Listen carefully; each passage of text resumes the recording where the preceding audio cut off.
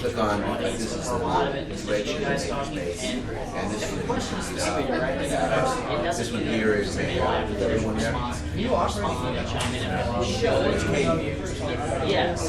Well, yeah, exactly. But those ones per person. Yeah, but those ones per person. My second base. I think you can feel free to respond to your thoughts. Yeah, yesterday I came in. Just because that's really who I'm initially directed at. Them, but I feel the other members of the panel. But I feel the other members of the panel are welcome to chime in, even if it's not line dancing, specific country dancing. There's no line dancing. When we got here 30 years ago, It's more the, I'm not really too worried about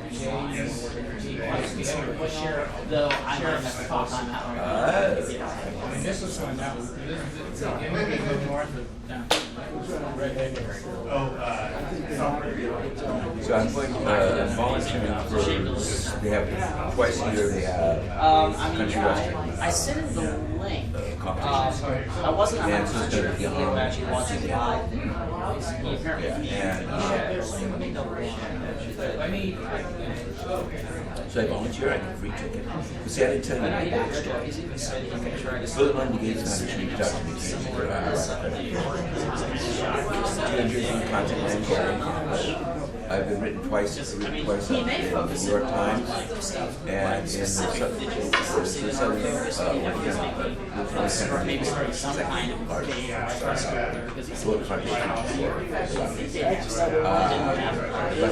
education last year. we should let him know. And a bunch of other things, but I've been doing it like so for the past 6.5 years, I've been living on $250 a month, which includes web hosting, food, Starbucks coffee, Wi-Fi, right? Oh, you get free Wi-Fi. Yeah, it starts. Right, right. And I do that with the sleeping bag behind me. She won't look at Okay. they're on demo. It was a good. Millions and millions of meetups. An educated thousands. He got national fame. I could. He lived in a dumpster for a year. Oh, you know, I saw that. The idea. Right. So now he's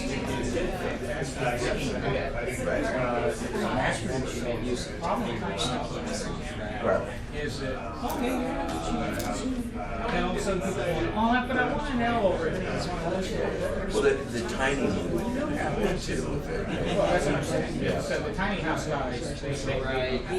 so He had the intro to I was just the open he had the initial questions of the audience 10 years ago. Then he had you guys talking for about 50 minutes. Oh, so it's right. Questions from the audience for the last 30 Small space, more like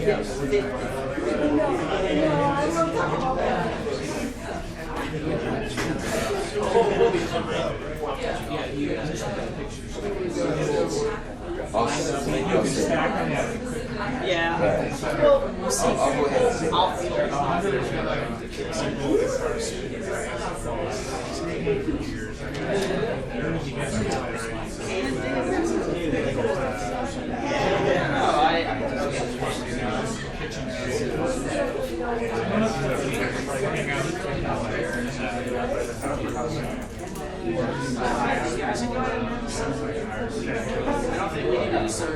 You guys want me So it actually, you got people that like it, they got you space. Yeah, these would like, in other words, a personality types, and everything has to be easy, the same space. but anyway, so he came to speak for No, the you're like one of the stakeholders. If I'm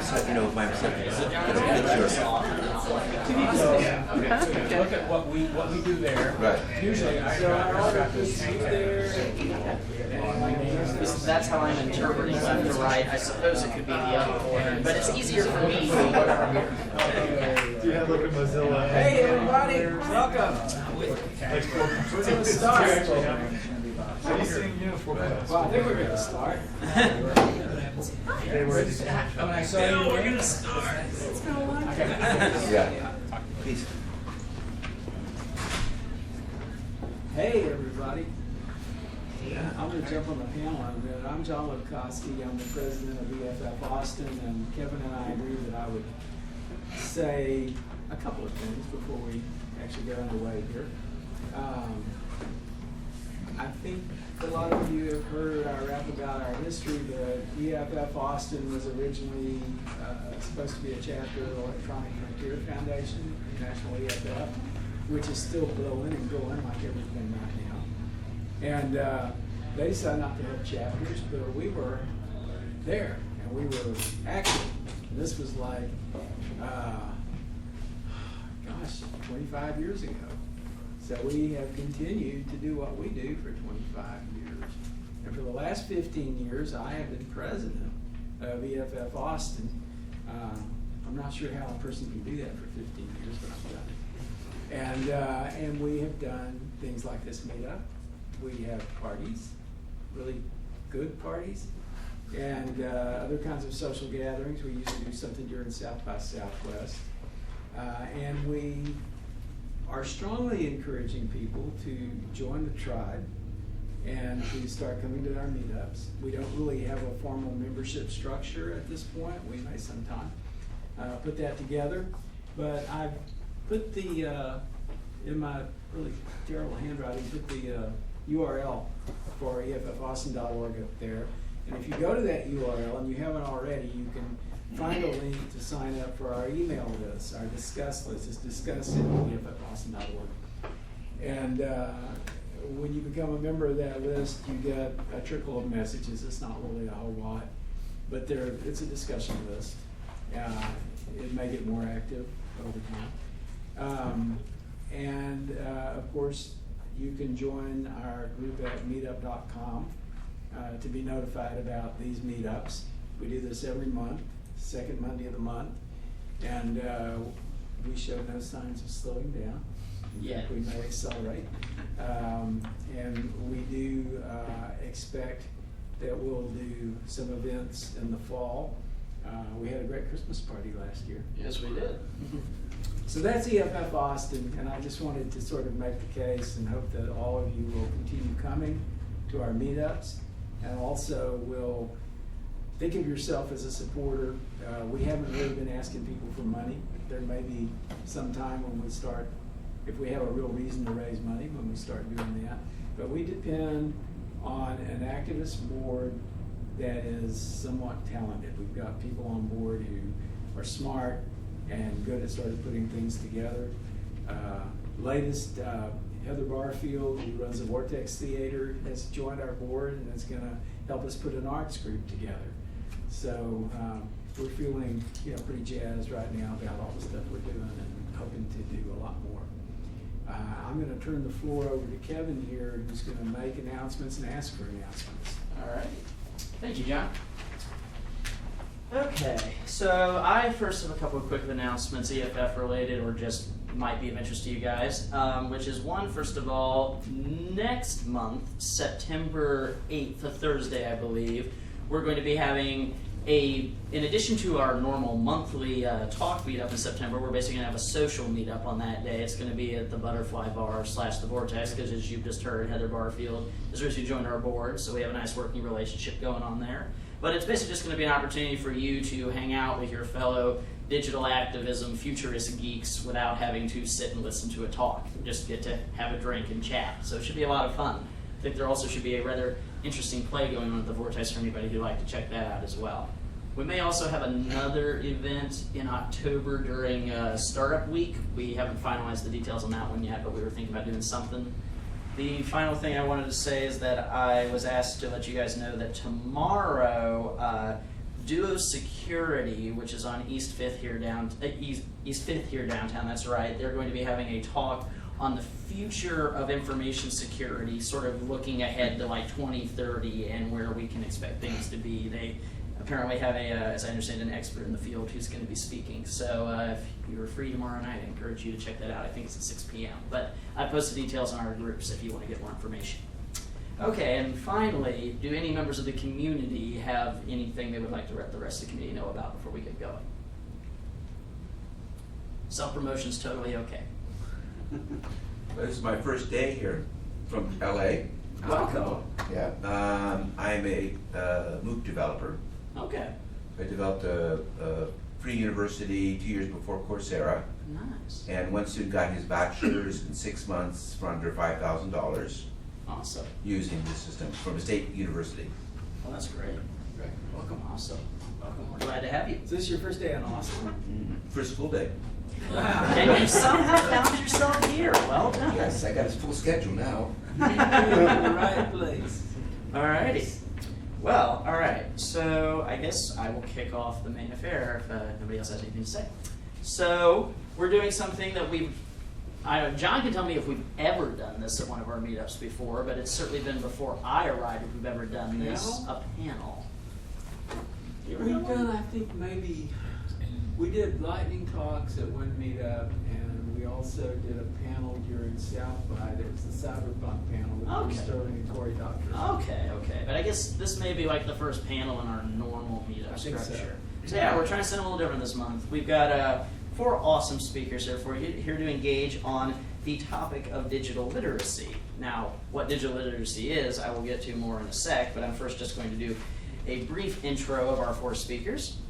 We've got Dr. Robert Friedman here. He's from the Mozilla Foundation. He's arrived here in Austin to work for Hive Austin, which is an initiative of Mozilla, which is a part of their global family of urban learning networks. He's also here to support ed tech innovators with a grant opportunity from the NSF Gigabit Community Fund at Mozilla. He also has a PhD in astrophysics and various other cool things. But Rob, so we are very honored to have Robert here from Mozilla. They do great work. Firefox is their browser. I encourage you to use it. We got John Witkowski here. You already know he's our president of EFF Austin. I guess to get a little more about him, he is a web consultant developer. He's the co-founder of Fringeware, which was an early attempt at e-commerce and online community. What's the other page? Fun. There was more about you on there. Did I lose that one page? Oh, here it is. Here it is. No, I know what you did. Okay. Anyway. And then along with Nancy White, he's a co-host of the ongoing Virtual Communities Conference, the Blog Conference, and the Public Inkwell Conference that is held at The Well, which is a very famous online community you should look into if you care about the history of the internet.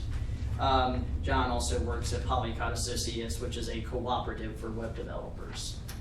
Next, we have Sean Duffy here from EdTech Austin and Maker Square Austin. He's an educator and EdTech leader here in town.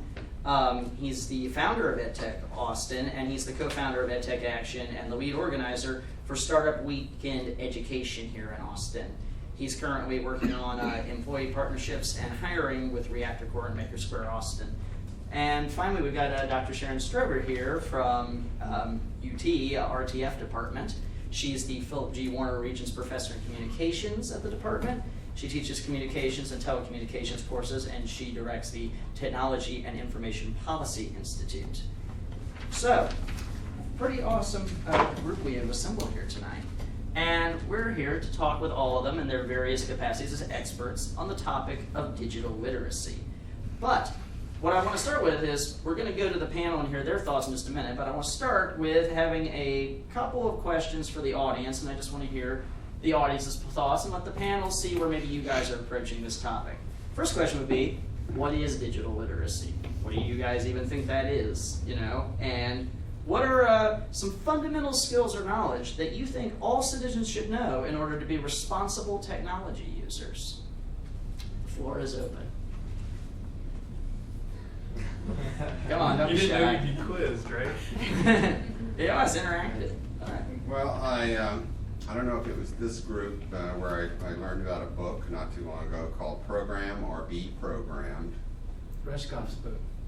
by a famous author that I knew somebody would call out, which basically said that if you don't learn to code these days, or eventually you're going to not know how to get around in the world. pretty much, or some other drastic consequences like that. So, digital literacy, is that just knowing how to code? Anybody agree, disagree with that? So I would expand a little bit on that, and I would say that digital literacy is the ability to navigate through a complex and information environment in which we exist today. And I would say that the basic skills there, a basic skill would be coding, but it's not the only basic skill. Having a sense of how information is created, how it is disseminated, how it is filtered throughout the food chain of information, I think is another skill that is critical. He just said what I was going to say. So you just kidding. Well, that sounds like a pretty good answer. Anybody else want to chime in before I turn to Ken? Yeah, ownership of what you put out there.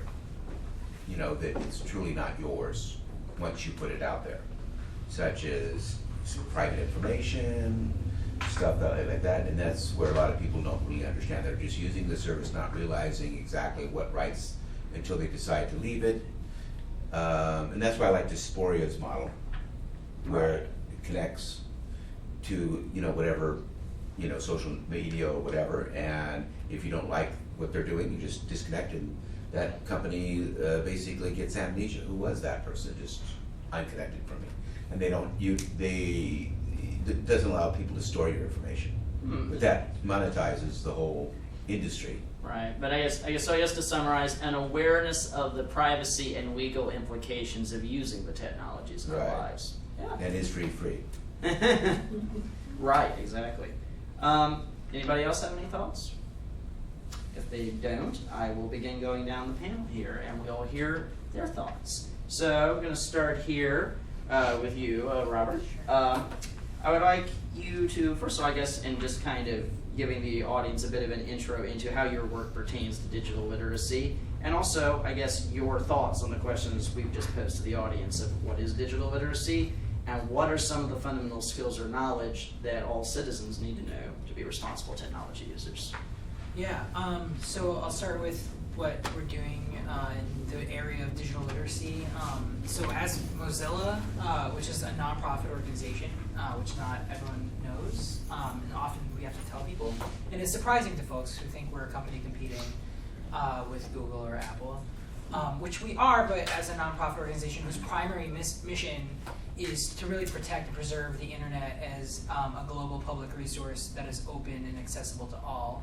And when we say global public resource, we mean something like air, water, food, security, human rights that we believe all people should enjoy, and resources that we need to protect.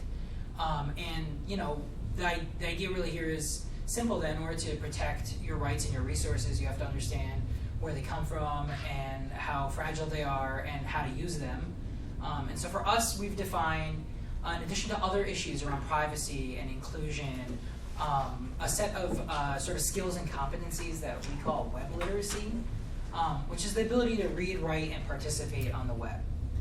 So for us, things like programming and being able to script or code using HTML, CSS, JavaScript, whatever the languages of the web, is a part of that writing component. But it goes beyond just that. It's the ability to navigate and synthesize information, have meaningful discourse online, to use the appropriate tools of the web to collaborate, to contribute to projects, to contribute to discourse. So there's really a range of activities that we envision through web literacy that I think are synonymous, if maybe a subset, but compatible with, for sure, this broader idea of digital literacy, which maybe extends to everything from the web to, graphing calculators and microwaves. But so the digital literacy is really hard to define. This is like a pernicious, persistent problem in every educational context that I've worked in, with educators from higher ed to elementary school throwing up their hands and not knowing where to start or where to stop. And I think part of that is the fact that technology is a tool. So like, what's hammer literacy look like? I don't know. Or screwdriver literacy. I mean, you can learn how to screw into a piece of wood. You can learn how to pry open a paint can. There's a lot of different ways to use a screwdriver. And that's a silly analogy, and I'm being a little bit tongue-in-cheek, but I do think sometimes we conflate like literacy and citizenry and sort of general competency with technology, and we get a little lost in all of that. But yeah, I mean, I'm happy to get more specific. That was very meta. But Well, this initial question is but the yeah, meta question. We'll so drill that's down. the space we work in and the work that we do. All right, well, that's awesome. All right, John, your turn. I'll refresh you with the prompt. So just a little info about how your work pertains to digital literacy and your thoughts on what digital literacy is and what citizens should know to be responsible technology users. So I collide with this digital literacy question a lot. I mean, I spend a lot of time interacting with people who are at various levels of understanding of the technologies they're using, and even more so, sort of various levels of understanding of the ecosystem that they're kind of swimming around in. And that's really, I think, sort of the key to it is that it's not so much like the digital tools, you know, at that point, but it's what we've created with the digital tools. We have made an environment, an information environment that has become growingly pervasive.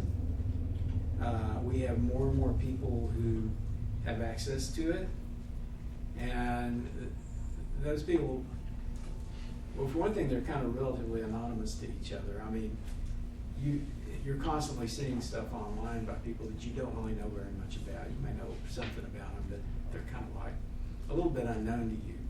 And we've given a voice to pretty much everybody. Pretty much anybody can go online and start having conversations about whatever, you know. Politics is a good example, because we're getting a massive dose of that right now. And as you can see, we have built a petri dish where you can grow demagoguery pretty well, where you can create a kind of sense of a mob online. And what's absent there, and what I think is key and critical to digital literacy, I'm not sure I'm answering the question you asked. But what I think is really critical to digital literacy is critical thinking. And that is what, I mean, when I've discussed digital literacy with you, how does my work pertain to it? Well, I'm building websites all the time. And I'm trying to help people understand kind of how they can use the web and how the web is relevant and meaningful to them.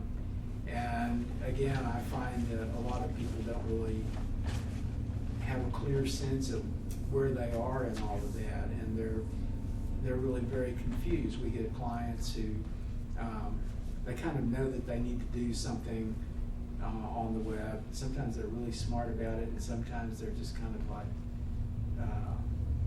you know, sort of stumbling into it and trying to figure it out. So we help with that. And actually, a classic case of a lack of digital literacy I find in the world of realtors. My wife is a realtor, and I'm seeing constantly that realtors are really struggling with all of the technologies that they have to use. Nobody asked them whether all of their work was going to move online, and whether they were going to have to use systems to get contracts signed online, whether they were going to have to figure out how to send things around to people. They used to be sent as faxes, but we don't do faxes anymore. So now we might scan it as a PDF, but you've got people out there who'll send it, and you'll get like a bunch of GIFs, you know, or TIFF images even. I mean, this is really classic. People not understanding how to use the tools and not understanding how the tools sort of come together with the world that they've fallen into, you know. And again, people didn't really choose this digital framework that they have to live in now. Some people grew up with it and have adapted to it pretty well, but a lot of people haven't. And that is, that's a problem. And I mentioned politics earlier. I think one of our political problems right now is that we have people who are arguably maybe a little bit nuts, you know, but we never knew they were there, or we never, you know, we didn't talk to them. We didn't hear rants and raves from them. But now they've got a voice. Now they're able to go online. Now they're able to post stuff on Facebook. And suddenly you realize that the guy you thought was your crazy uncle really is pretty batshit crazy. Right? So we have a problem now where we have an ecosystem that's growing increasingly polluted with crazy, and you know, with like misinformation and disinformation, and you know, God bless Snopes.com for helping us with that. But given that, I mean, that I think this sort of ramps up the digital literacy challenge. There's a guy named Howard Reingold that I spent a lot of time like kind of studying with and talking to and so forth. He used to be editor of Coevolution Quarterly, Whole Earth Review, Whole Earth Catalog, those things. And he went on to write books, and he's actually, his thing now, he's actually started something called Reingold University. And he's made it his mission in life to talk about digital literacy and to try to help people along with it. He wrote a book called Net Smart that is, I think, the best book I've read about digital literacy. And what he talks about, and he got this term from Ernest Hemingway actually, crap detection. You gotta have a really good crap detector. Well, that doesn't have anything to do with the technologies per se, but we have an ecosystem facilitated by technology that's an information ecosystem where there's all this stuff going on, and you have all kinds of, as you could say, crap in the atmosphere, and you've got to figure out how to detect it and figure out how to like address it with critical thinking. Most people don't have those tools, and I think that's what digital literacy is really about. I think that's what we need to be thinking about when we think about digital literacy. Awesome. Well, thanks, John. All right, just going to ask Sean the same questions. How does your work pertain to digital literacy? What do you think digital literacy is? And what are some key things you think citizens should know to be responsible technology users? Yeah, so the hard thing about going third when you're working on this panel, this kind of a panel, is that they've said all the things that I was going to say. Try the I was easy going thing. to say, good luck. You work with education technology. That's Yeah. literally what you do. So I think if they've said the big strokes things, I think we can at least zero in on the specifics of what you do when it comes to digital literacy. I guess, I approach digital literacy from an education background, having taught K-12 primarily at the high school level. And you know, I think simply from my perspective, I see digital literacy as, you know, an understanding and the usage of tools to communicate with each other and to interact with our world. And I've thought a lot about, you know, digital literacy and the tools that we have at our disposal as tools. And I think of them as that, like whiteboards are a tool, you know, and people ask me all the time, like, what is ed tech and what are the best ed tech tools that are out there? And when I think about it, I think about digital literacy in classrooms as being tools that are more efficient in many instances and sometimes you know, more challenging than existing tools that we have. So I think, you know, when I think of digital literacy, like I taught high school English, critical thinking certainly is up there. That is a digital literacy you know, tool that we should have, and students should be. It should be incorporated into good education to be critical consumers of information, critical consumers of what they're learning. I think Snopes.com is a great example. I think probably like the most. I had like an existential, you know, problem when I thought about like, well, wait a second, what if Snopes.com is wrong? You know, like it is occasionally. It certainly is, and that's, you know, I think when we imagined a world with the internet and like information at our fingertips, we imagine we can go and get whatever information we want whenever.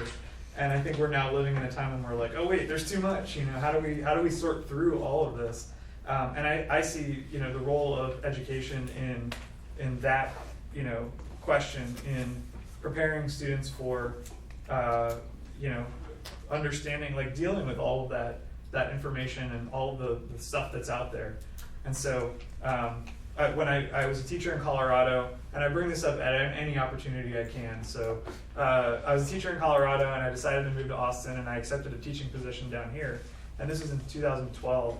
One of my colleagues sent me an article that was the 2012 Republican platform for education, and like they specifically spelled out that they opposed the teaching of critical thinking.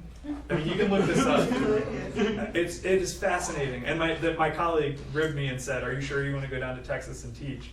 And they ended up retracting it and apologizing. I mean, it's just wild. But it's, those are the kinds of things that I think about. When we think about digital literacy, we have to also just think about how are we equipping people to be critical thinkers and critical consumers of information. Okay, awesome. And I guess finally, for you, Dr. Strober, I got it. you've heard it 3 times. Yeah, and it is what they said, but I can amplify a little bit. When the whole question of literacy applied to the latest, greatest technology reminds me of something that I experienced when I was in grad school. When I was working with a social professor, and she dragged me along to this meeting that the Educational Testing Service invited her to. And I think those guys still have the same name. They're the guys who, Yes. the people who have the SAT, the jury, that design tests. Well, they wanted her out there, and there were a bunch of other people in the room, because they wanted to design a new test for computer literacy. And in the course of our day-long meeting, the definitions of computer literacy ranged from being able to turn a computer on, find the button, turn it on, to programming. There's quite a range there. And when we left the meeting, I think the issue of the specifics of the definition wasn't so much what perplexed us or what occupied us, as much as it was the whole endeavor of defining literacy. Because literacy is a standard. And when we invoke it, we're saying you're in, you're out. You're at that 5th grade reading level, you're at that 12th grade reading level. You've got some work to do, you're fine. You're in good shape. And literacy applied to all technologies has always done that. It's always been applied to who's in and who's out. So I would just kind of bring that up as we dive into this subject a little bit more, because I think even the notion of a standard, and I would say that the standards that came from all of you at the opening today, you were way up there compared to a lot of the people that I interact with in my own research in terms of your definition. But a lot of that notion of digital plus literacy has to do with defining who's going to have control and who isn't going to have control. And even maybe creating that market niche, which is what ETS was after, to say, oh, well, here's the standard and you don't meet it, so here's our modules that you can take in order to get up to the standard. The notion of digital literacy has functioned that way too. I'm not saying it's good or bad, but I'm also saying it's not neutral, to echo somebody else. Well, that was there. That was a great addition. So, all right, we've heard basic intros from all you guys. So next thing I'm going to do is I've got a specific question for each of you, and the rest of you feel free to chime in response to the initial reply to the question, but each question is chosen based on, I think it's saying that each of you would have some expertise and some interesting insight on. So my first question is for you, Robert. So right now, organizations and cities, they aim to develop active computer users and consumers. But thinking beyond professional skills, do we have a civic responsibility to support creative and critical engagement with technologies? And if so, what is an example of that? I mean, right now we have organizations and schools that train students to create email accounts, or stuff like that, but often offer little hint to the economic, technological, or social context of the services. So that's my question for you. Yeah. So I don't really read books, which is a a bad thing. I tend to be more of a constructivist about knowledge, but I did read this one book, which is brilliant, by Seymour Papert or Papert. I've heard people. Yeah, I don't heard of spectrum pronunciations. He just died. But he just passed away, and it was called Mindstorms. So many people have read this book. It's where Lego Mindstorms gets its name from. And he was he was active in the 60s, 70s, and 80s, still until his death. But I think that's where some of the foundational work was done on how the educational field might embrace computers and other things too. But a lot of this book was about his idea about computers being, I think he uses the term machines to think with. So more than just toys that could replicate the kinds of experiences you can have every day with pen, paper, or whatever, but really computational instruments that could extend creativity, could extend human thinking, could run a million simulations of a scenario and tell you which is the most likely to occur. The kinds of things that some people today use computers for. And to me, it's true that literacy is a standard, and I'm going in kind of circle, but it's okay. It's true that literacy is a standard, and I think that was just incredible perspective on this conversation, because it is often used to cut people in or out, to make cuts, to draw boundaries around certain opportunities and abilities. But it's also, in reality, it's a spectrum, and it's not something that is easily divided. And so when it's done arbitrarily, it's done for usually selfish purposes. But that idea of creativity with computers, do we see that, in society? Do we have a responsibility to foster that creativity? I mean, do we have responsibility? Hell yes, we do. And that inequality of who's being creative with computers has massive social and economic implications, because machines are so incredibly powerful. It's not just that we are seeing demagoguery. It's not just that we're seeing people vote with a certain platform. I mean, those people our crazy uncles have always been there, but our crazy uncles could only reach our family, and now our crazy uncles can take over the world from Twitter, and that's kind of insane to think about. And so, who has the power? Who's got the advantage of these technologies? Who's thinking creatively? How did they acquire that ability to use these machines in these extraordinary ways? And I think, for example, and just because there's so many great things said, but I'm going back to another comment, which is like anyone can have a conversation online. And it's true, anyone can. And when we think about what that conversation is and where it's being had and who's having it, working with kids from K-12 for the last decade of my life, I've actually seen a trend that the definition, I'm going to stick to this idea of the web, but the definition of what the web is has gone from, something really complex to Facebook and Instagram. Like, that is what kids think that the web or the internet is today. And if you ask them, can you make a website? They're going to say, yeah, of course I can make a website. I just go to Facebook and I hit a new page and I got a website. That is a real answer from a real teenager in Chicago about how they would go about making a website. And sincerely, that's the only way they know how. And so that conversation is mediated by Facebook. So that imbalance of creativity, who's using Facebook like a machine to extend their thinking, like to extend their creativity? Well, the owners of Facebook are. They're employing incredibly brilliant people to build machine learning algorithms to understand everything about our lives. And then the rest of us are just chatting on this platform and limited by the box that they've put us in. So are people doing creative things online? I mean, the spectrum of creativity online on the internet with digital tools is unbelievable. And even some of the big evil giants like Google, just kidding, I love Google. Because they do things like this museum project that's scanning every museum on Earth and putting it at your fingertips. That's incredible creativity, incredible application of technology. That's unprecedented. But yeah, I mean, we have a fundamental right requirement to really embrace these technologies in deep ways and bring those to young people and to citizens. And one of the most creative projects that I've seen, or at least efforts that I think is really exciting, are some of these participatory budgeting efforts that are being done. And Open Austin is a group in Austin right now that's working on a participatory budgeting platform. that's a cool, very practical, and extremely creative application of technology. And I could go on and on. I'm sure you guys If you have said figure out how things. to apply. If you can get people to open your app or whatever instead of Facebook, et cetera, et cetera. Well, but once you've done the.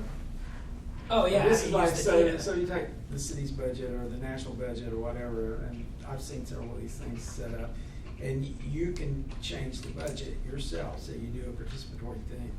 But the question is, how do you get something from that can actually feed into the budget in some realistic way? Yeah. And I think that's the thing that's the problem we haven't solved. Just to say a quick note on that, like what I've heard them, the approach in Austin, which is a nice one, is to aggregate that data.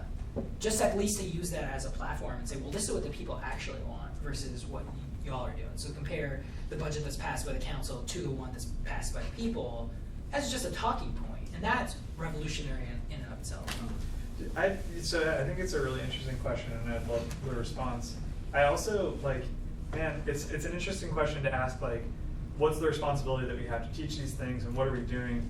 I was thinking, like, 100 years ago, what would this conversation have looked like? Like, do we know where we're going with, teaching people to use these tools? And, I think if you look at how many of our, I think Austin is a bubble, so I know it definitely is a bubble as far as education is concerned. And so you go 20 miles that way or 20 miles that way and look at, what are they teaching in schools and how are they doing it? Do they know where they're going? And, what's informing their process for how they teach and what tools they use? I don't know. I find it really interesting to think about the fact that we're building the plane as we're flying in it, or whatever metaphor you want to use, the train as we're rolling down the tracks. And I think it's interesting to kind of just reflect on, what are we doing right now? Why are we teaching them the skills that we're teaching them? I mean, our students are redefining what it means to build a web page. Yeah, we have. It's just, I don't know. There's a lot of. Why are we Yeah, teaching them critical thinking? Yeah. I love that example of the web page, because fundamentally what this guy created works for him, and it was efficient. There's a phrase that is kind of in vogue among some of us who study the array of skills and abilities and interests around the internet called meaningful use. And that phrase kind of captures what this fellow wanted. He wanted a place where he could share information and invite people to collaborate.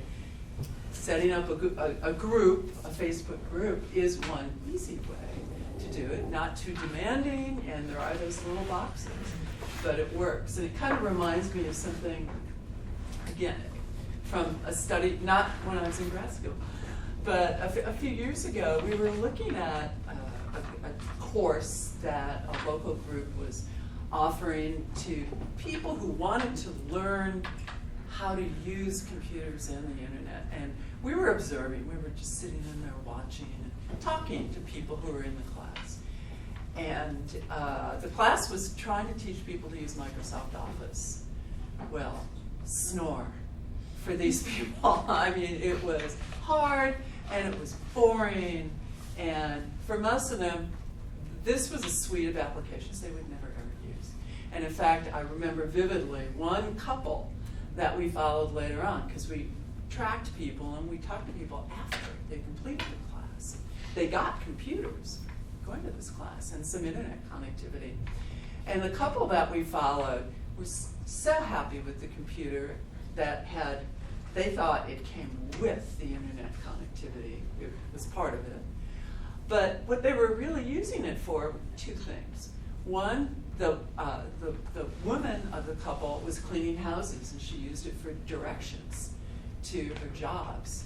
And the guy he was looking for work, but in the meantime, he was raising sheep. He was 20 miles south, category here. And he learned how to look for information about raising sheep. Or maybe it was goats. But that's what was meaningful to them. That's what was meaningful to them. Having the computer, some internet connectivity, which they really didn't understand, but they could use it for what was meaningful to them. So, that whole, I can't but really throw that out when it's meaningful. And I think there's a certain element of that.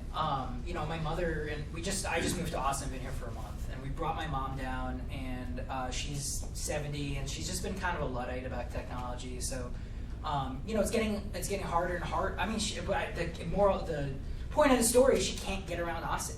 Like, she just can't do it. Like, she isn't able to access basic information. So what does literacy look like for her? I mean, that map example is perfect. Like, if I could just get her to successfully use Google Maps, that would be a major literacy achievement for my mother, because that relevant, meaningful use would be accomplished using a tool that unlocks incredible potential for navigation for her.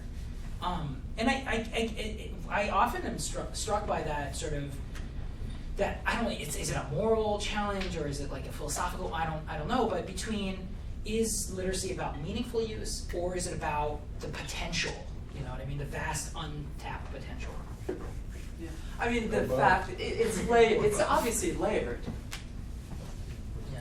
and that's part of what we kind of opened talking about. But yeah, I mean, I think the literacy question is really, it's a lot about use. It's a lot about what's practical. It's a lot about not being totally baffled by the digital ecosystem that you're in, you know, understanding it, having a grasp of it. And, you know, I see people all the time, every day, who just can't get it, you know. Can't get the difference, for instance, between a website that they're using in their computer. It's like, there's something wrong with my computer. This isn't working. And, oh no, it's not anything wrong with your computer. Their server is screwed up, or their software, the website they built is kind of dysfunctional, as many are, you know. My bank. And, you know, even worse, people are conditioned by, like, Google or whatever, to think that some things really will work. And that, you know, that will mislead you sometimes, because a lot of stuff doesn't really work the way that it should. But I Or it's think 99. I think it's about it's about like that search process. I mean, to talk about Google, there's a really great activity that they have where it's like a Google a day that helps teach students how to like actually use Google to accomplish whatever goals that they have. And I know that, you know, back in the day we What's that learned, activity look like?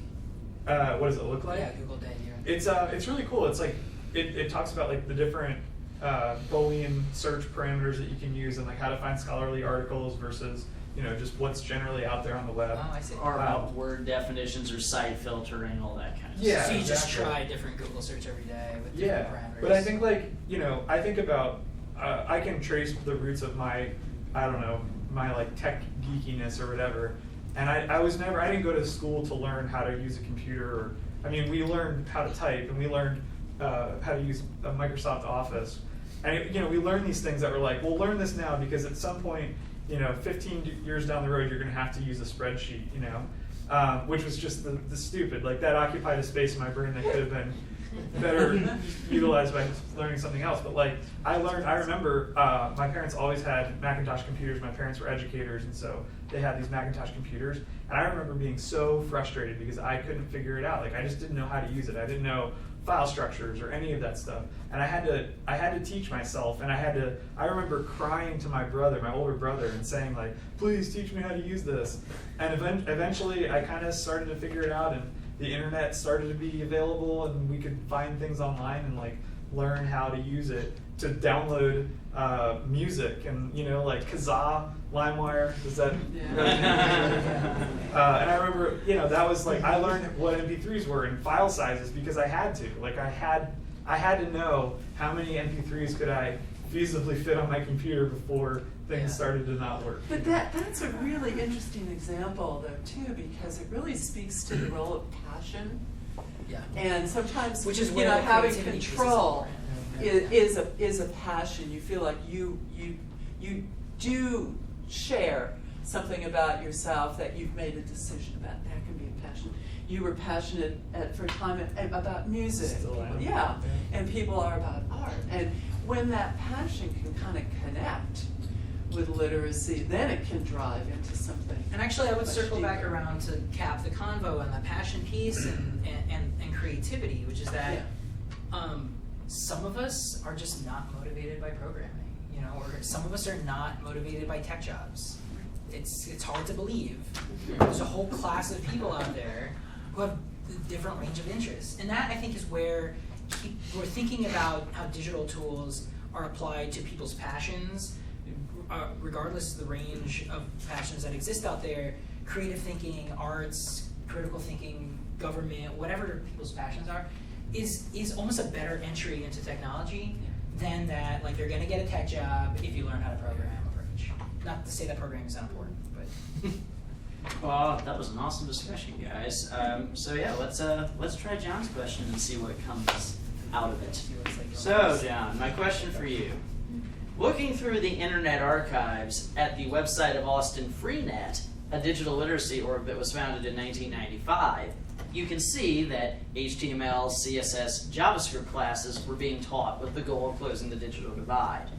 But now, broadly speaking, you know, these skills, back then, they may very well have been considered synonymous with digital literacy. And while maybe they're not considered not important anymore, they're no longer considered requirements necessarily. So the real question is, what in your opinion was digital literacy 20 years ago versus what is it now? And what's been lost and gained over that time?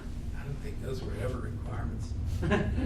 I was president of Austin Freenet for a little while. Well, then you can, yes. And you know, the idea behind Austin Freenet,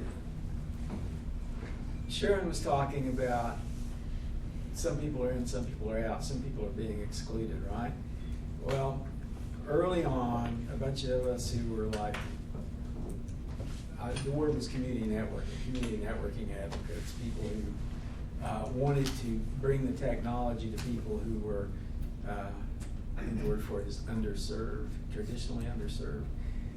There were a lot of people who were just kind of being left behind as other people got their computers. And you know, so back then, I think when Austin Freenet started, a computer was like, you'd have like an amber or green monitor and a command line interface and a 300 baud modem.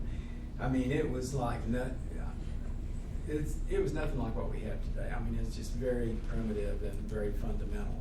But you could see the promise in it, you know, you could see the potential in it. And Sue Beckwith, who started Austin Freenet, said, you know, people are going to be left out in the dust here. So the idea is to bridge the digital divide. Digital divide was a great term for it.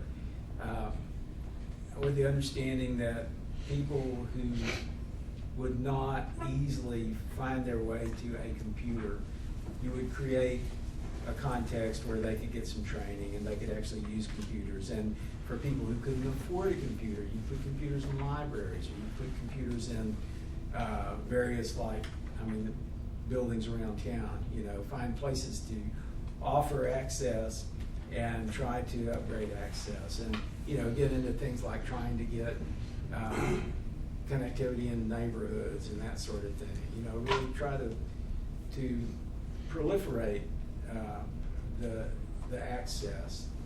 And that was, you know, I mean, we're like 25 years later now. It's a really different world. For one thing, back then, there were really just handfuls of people who really grasped the technology and really understood the promise of it and really kind of understood how to use it. And that in a broader sense, you know, not just specific application sense, but really could see that there was a potential revolution happening. And you know, now 25 years later, pretty much everybody has a smartphone in their pocket or a computer of some kind somewhere. They're very common. In fact, there's countries where people don't have much of anything, but they're able to get a cell phone and use it, and it's made a whole big difference in their lives. So digital literacy back then was really computer literacy, and we were talking about teaching people how to use computers. So, you know, HTML and JavaScript was one thing. You might teach people that with the idea that maybe they could find work helping develop websites. You know, once the web appeared, I mean, the web wasn't always there, but once you had the web and once you had the idea that you build these pages. You know, we had a page metaphor to go by. So it became like the next step forward from print, another way to publish to people. And the idea was that there would be jobs for people putting that kind of stuff together. So you would have these classes, but those were not, I never thought of those as the main thing at Austin Freenet. The main thing at Freenet was access by making computers available and by teaching people how to use them, and also teaching them the more nuts and bolts kind of stuff like, you know, the Microsoft suite. And you can bet that Microsoft made that easily available for them to teach it because they were creating all new markets. But today when we think about digital literacy, I think digital literacy is more about the network. You know, really the network is kind of our operating system now. It's not that we need to learn MS-DOS or Windows or Mac or whatever, you know, operating system. That seems almost incidental now, but we have the network and the way the network works and the way it operates and is interoperable. Are you talking about Facebook? Huh? Are you talking about Facebook? Not yet, but we may get there. Yeah, we'll open it up to the audience a little later on. But anyway, yeah, now people have to understand it's a context that's much broader than just understanding the technology. It's more like understanding, I keep using the word ecosystem, and I think that's a good one. It's like understanding the ecosystem, understanding how a lot of different things work together, and it's not just technology, it's also culture. It's also like social interaction. And people have to know now how to present themselves online. And there's, you know, whole social customs that are starting to emerge in our use of things. And, you know, we're in a fire hose of information, and a lot of it is really bad information. And there's an increasing need to have intelligent curation. So, and then you need to figure out how to find that. How do you find the right information? How do you find the info that pertains to you? How do you do intelligent searches to resolve things? How do you respond to your crazy uncle? You know, all that stuff. I mean, it's a really different world now than it was when Austin Freenet first started operating. And I'm not even sure what Austin Freenet is doing now. I'm sure they're kind of doing similar stuff. Digital divide hasn't gone away, but it's shrunk. And more people have access.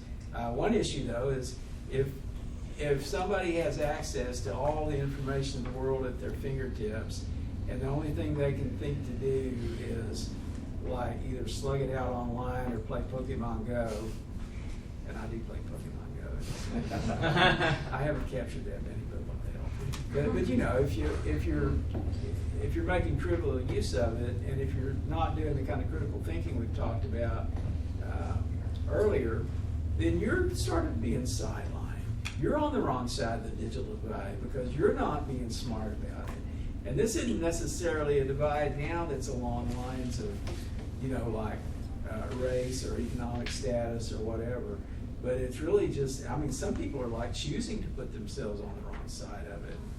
So, yeah, we've evolved. The world's a real different place now. And actually, when I look at what the internet has become, it really, sometimes it makes me really sad, and sometimes it pisses me off because we're kind of squandering this great wealth that we could have had.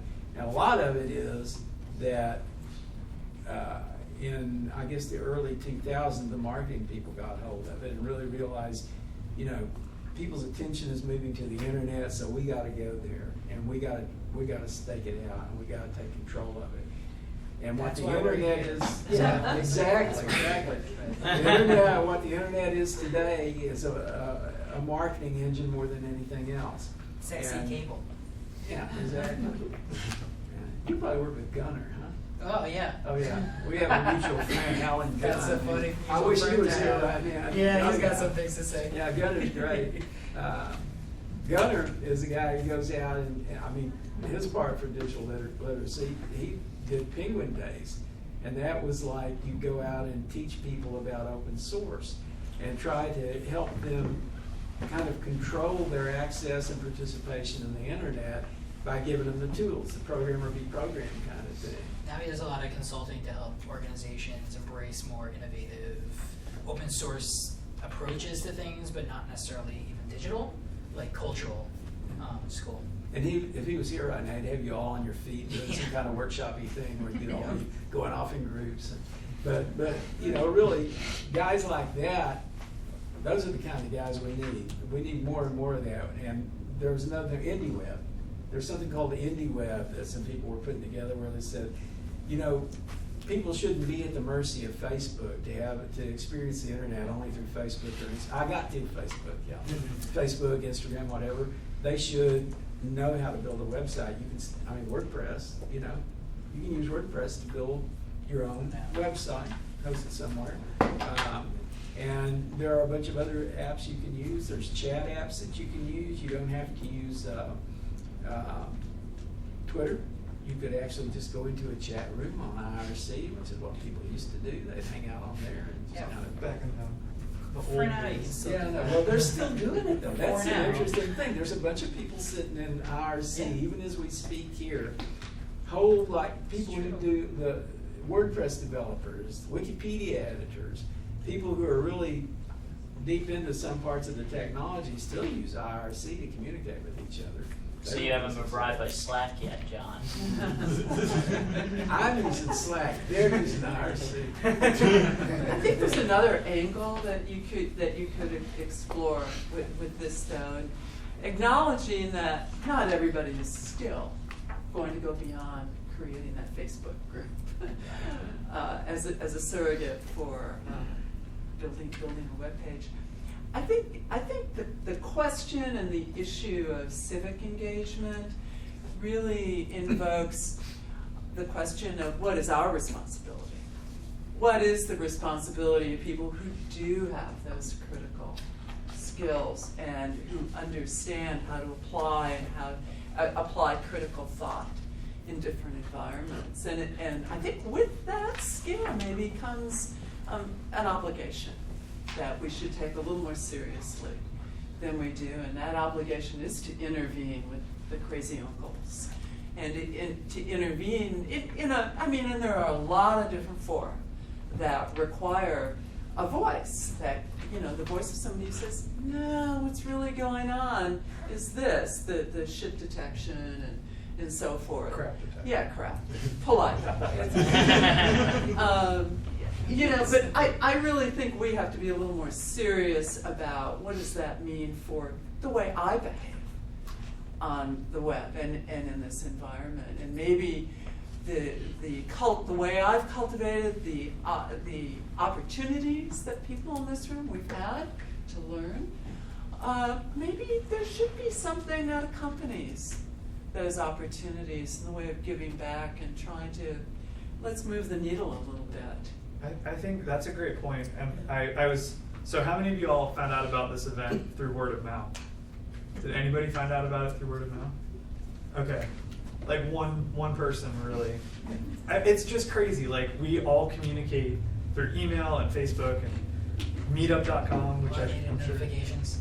Yeah, notifications where like you don't even have to tell, like I didn't talk to Emil about coming here, but I saw that you were signed up to go.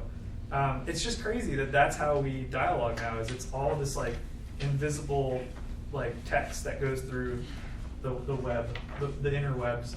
And like, I don't know, I think that's interesting. Like you mentioned, and we keep talking about the crazy uncle, but like I don't even think I wouldn't even presume to have a conversation in real life over the phone or in person with my crazy uncle about his political leanings and how crazy he is. I may post some, you know, like passive-aggressive remark on his Facebook wall about it. And that, I think, is part of what it means. That's bold, man. Yeah. Yeah. You know, and think about what anonymity does. And we have anonymity on the web, and that creates a whole other, like, strange, weird, you know, parallel universe. But I just think it's fascinating. Like, you're absolutely right. We do have this great opportunity to use this interconnectivity that we have thanks to digital tools. And what do we do with it? And it's, I don't know, there's some really powerful like social norms at play that prevent us from I don't know, like fully realizing the potential. Yeah, well, it's interesting that you were. I just jump on your digital divide comment because you made me rethink the words digital divide right next to each other when you were talking, because there's so many digital divides now. It's hard to even. Yeah, like once you said the digital divide had closed a little bit, and you're right. I mean, every single person has some digital thing in their home now. 68% Yeah, of Americans have access part smartphones. Yeah, I mean, 68% have. That's not 100 though, and it's worth noting. And that's a year old though. Yeah. That's a year old. But that's that's an incredible percentage of folks who have computers in their hands and pockets, more powerful computers than they ever did when you started this work. And that's an incredible closing of the digital divide to some extent, like actually having something digital in your hand. But all sorts of other divides have opened up, and there's the literacy divide. So the ability that spectrum has broadened in an exponential way. So there are people who are living in some kind of digital fantasy land, and then there are people who are still struggling to turn their computer on. So that population of people still exists, and we've just really broadened that spectrum incredibly. There's the divide that exists now between us and our crazy uncles, actually, because hey, you can turn them off. You don't have to. Yeah. That was. I mean, most people are not even bold enough to passive aggressive comment on their crazy uncles, because you know it's going to come next. Honestly, you know. yeah. But even worse than that, the crazy uncles found each other. Yeah, and they That's that the bad part. But you know, your crazy uncle is not going to be receptive to you if you try to. Yeah, well, I If think. you even But it just feels try good. to teach him critical thinking, and Yeah. I mean, there's actually a study, or more than one study, that shows that if you challenge somebody and show them facts that dispute their claim, that the facts will make them even more resistant. Yeah. There are some venues that are more apt and more available than others. I'm doing a project right now that's taking me into a lot of libraries around the country, both New York public libraries and some rural libraries in Kansas and in Maine. And we've been researching some of our main libraries that are loaning out these hotspot devices so that people who can't afford home broadband, because it's not just is broadband available, but can you access it? Do you have the money to pony up for that subscription? That's where the library has a special role. But in any case, we were looking at this one library, and one of my assistants, one of my grad students, went down the rabbit hole, and she was looking on one of these libraries. That library hosted a blog. Turns out this blog became the community, kind of a lightning rod. A lot of people were posting there. And it blew up because they're very into basketball. They have girls' basketball teams, and one girl on a basketball team flipped off another girl. Principal suspended them both. Community erupted. The principal actually lost his job in this, but the end result, this is where I'm going, the end result was what I thought was so interesting, because the end result was people saying, this is why we need to vote. We need to vote for a board, I forgot if it was a board of supervisors, whoever is over selects the school board, probably. We need to vote, and it kind of went where you want it to go, in a way, ultimately. But venue, it's a small group, they know each other, there's no hiding in this small town. And they know they have to, the kids go to school together, they have to see each other at the store and whatnot. So, yeah, but that's a really interesting point, and but the people who are designing these venues know some of these things too, right? They have data in front of them to show engagement metrics that we can't possibly. I mean, the ways in which you crunch the numbers now to pull out statistical information about your users. That information is incredibly rich, and they're using that data in really sophisticated ways to divide us. One of the most interesting stories I just recently read through, and I forget everything now, so I can't tell you. Was it like an NPR piece? I want to say it was like a marketplace or something, but it was a person talking about the day, a day that they realized how completely divided their social media experience had become. It was one day during the Black Lives Movement, or the early days of the Black Lives Movement activity that's kicked off outside of St. Louis. Apologies for forgetting every detail right now, but I want to get to the point. Is that they were at the time on Facebook, and the big story on Facebook at the time was the ice bucket challenge, and everyone was talking about ice bucket challenge, and everyone was sharing ice bucket, and that's all they could see in their feed. And they switched over to Twitter, and it was all Black Lives Matter, and all about what was happening outside of St. Louis. And they could not believe the disparity between the information they're receiving in one place and the other, and what was creating that disparity. And some of it is totally deliberate, some of it is totally algorithmic choices, and some of it is not. Some of it are the kinds of people that are on either one of these platforms and have found each other and subdivided themselves. Actually, I think, just to keep us moving along, but I actually think that might be the perfect segue to move into my question for Sean, actually. So, I'm stealing it from him. You guys have so much material, it's like, I gotta keep us moving along. But this is actually the perfect time to move on based on what you were just saying. So, my question for Sean, basically, is, so, Howard Dean and President Obama's political campaigns, alongside websites like MoveOn.org, are going to go down in the books for their innovative utilization of social network platforms to aggregate supporters. Algorithmic feeds have evolved dramatically since these campaigns, with most any news site and social network offering some form of auto-optimization for the reader. Considering how polarizing this can be, as we were just discussing, what is responsible engagement with local and federal government? How can we train youth to be civic stewards in this us versus them digital environment? That is a fantastic question that I'm definitely hearing for the first time right now. Exactly. And you totally don't have prepared remarks. I had no time to prepare for this. And honestly, I thought about it before I went to the Google and tried to figure it out what they had to say. But it's a really interesting question, and I know, to kind of piggyback on what Robert was saying, I heard about the day that Facebook got called out for manufacturing the trending stories, I mean, that's really, it's a fascinating... curation. Yeah, the curation. I mean, literally they were saying, nope, they had not an algorithm. It was like people in a room deciding, let's have them, this is trending, this is important. And that's kind of unprecedented in so many ways. But then again, it's not. Well, it's journalism. I mean, like an editor. Right. But it's instead of journalists actually being the ones to make those editorial decisions, it's now people at Facebook who have arguably, less journalistic integrity, arguably less incentive to produce stories that are, driving dialogue in one direction or another. And there's no transparency. There's no transparency, and it's like, man, I just don't feel good about them knowing that they're directly going to make money off of how much we engage with that content, because that's how they push ads, and that's their whole business model. That's a really challenging world. And then you have now compare that to what most I would argue most public high school students would see as credible information. They get their news from Facebook. I mean, we all do. We're not that dissimilar from them. We get our information from Facebook, or we pick whichever side of the aisle we think we're on. We pick the news website that we think most accurately reflects that.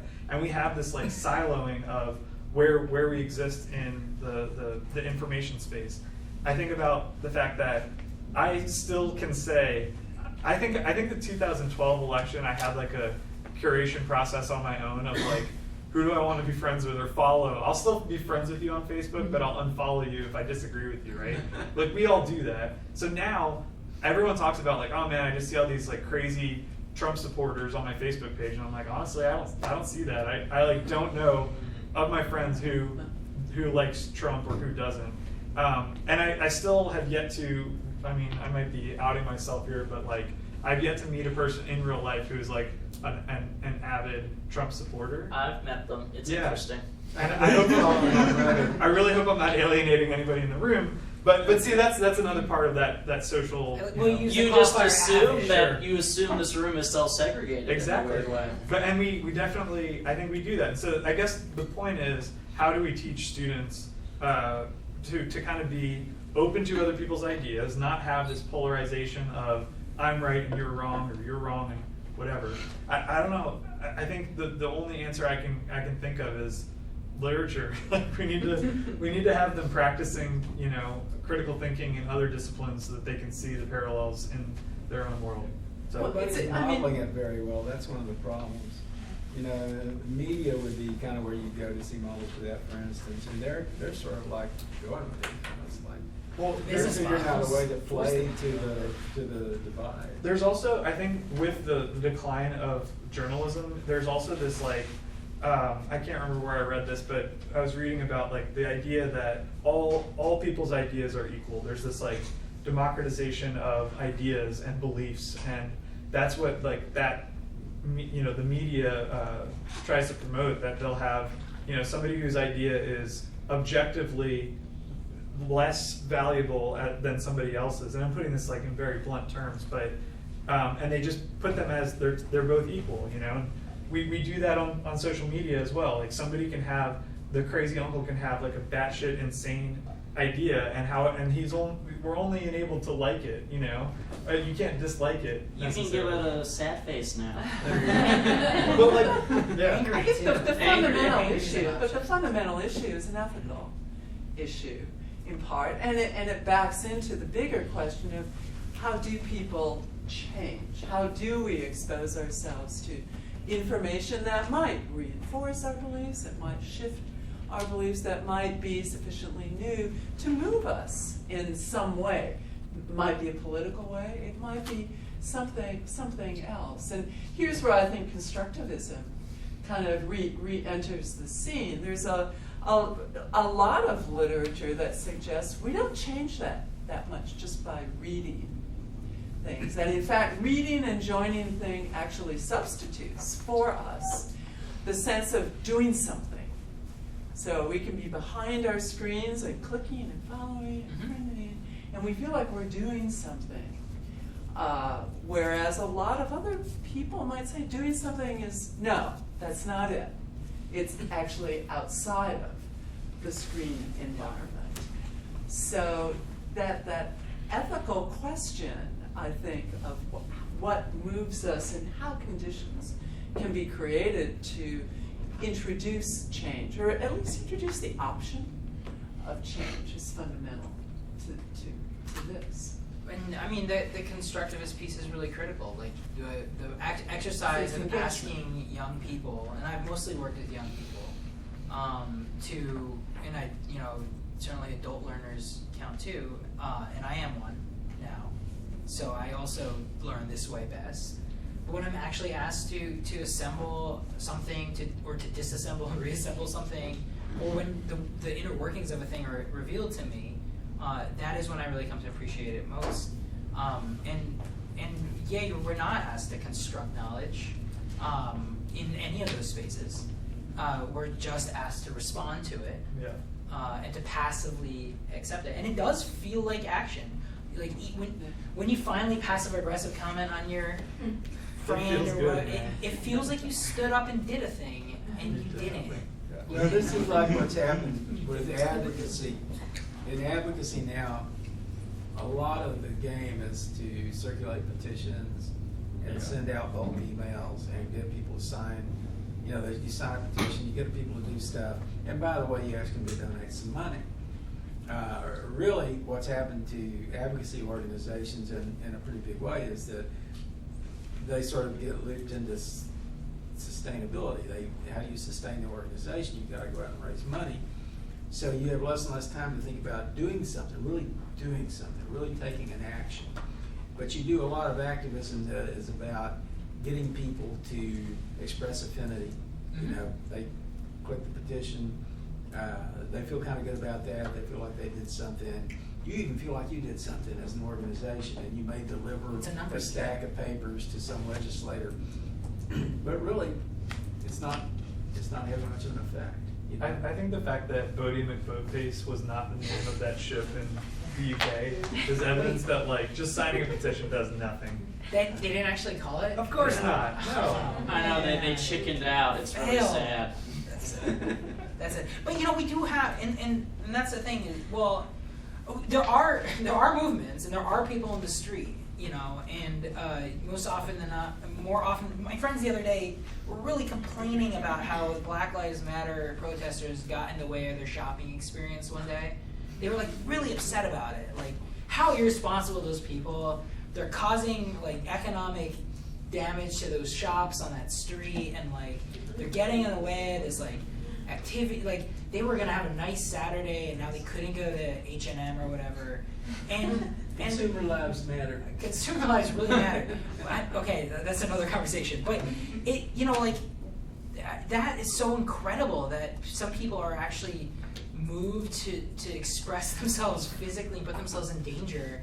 And I think there's an apathy towards that almost now. It's like, oh God, that's getting not fear, not excitement, almost apathy to it. And I think to kind of put a ribbon on all of this, how you feel about the Black Lives Matter movement is, I think in so many ways, it is a result of whatever algorithm has decided to show you which side of the story, you know? Whether that's like how you curated your news feed and people you're friends with on Facebook, or what news website you go to. And I think, yeah, I mean, that is like very illustrative of the problem, or the challenge, I guess, is how do you have accurate information about what's going on? Like, is their movement valid? Is there, you know, what's the coverage like of the movement? Is it objective? Is it, you know, it's so hard to get to the bottom of that. You can dig and dig and dig, and I would argue you'll still be more or less confused, you know, I don't know.